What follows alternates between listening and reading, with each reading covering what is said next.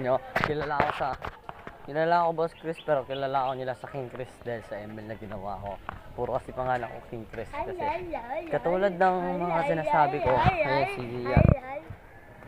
hindi siya makita. Niga.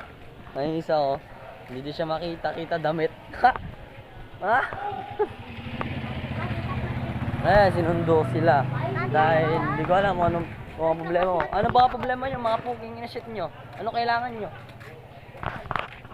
Kailangan nyo na ako palit. Ako pa eh. Masyado silang pilosopo. Ano eh. Masasakal ka sa bahay. Wait lang, kakat ko to para masakal. Ayan, pauwi na ako. Hindi ko alam. Gusto ko manakal. Pero joke lang. Kuya dude. Ayan. Kahit hindi ako pa sikat, balang araw maging sikat din ako. Yun yung pangarap ko sa buhay ko. Maging sikat, maging kilala ng mga mundo.